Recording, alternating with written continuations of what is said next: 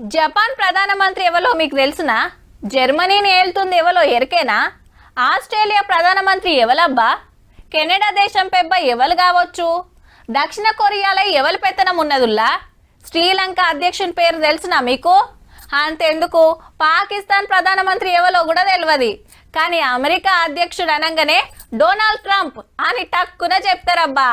ఆయన ఈడికి తుర్తి పడతలేడు లో సారు. కథ చూస్తే ట్రంప్ గారు దునియా శాంతి దూతే నోబెల్ ప్రైజ్ కొట్టేతాకే ఉన్నాడు పో.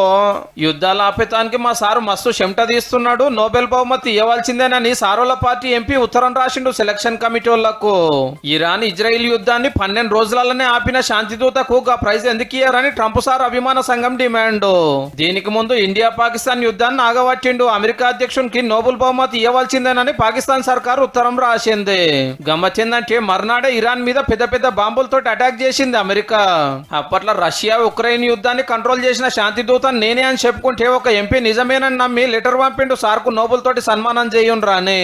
కానీ ఇప్పటికి కూడా 2 దేశాలు చల్లబడినందుకు అదే లెటర్ వాపస్ తీసుకున్నాడు. ఒక్క మాట చెప్పాలంటే నోబెల్ శాంతి బహుమతి కోసం ఆరవీర భయంకరంగా తిప్పలబడుతున్నాడు ట్రంప్ సారు.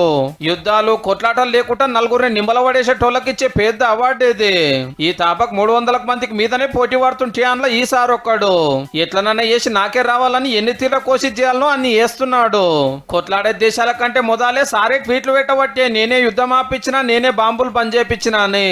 ఆయనకు అవార్డు ఏమో గానీ గట్ల అన్నందుకు మన కాడ మస్తు లొల్లి కాబట్టే నడిమిట్ల ఆయన పెత్తనం ఏందని ఇస్తారో ఇయ్యరోనని రంది కూడా పడుతుండట పాపము.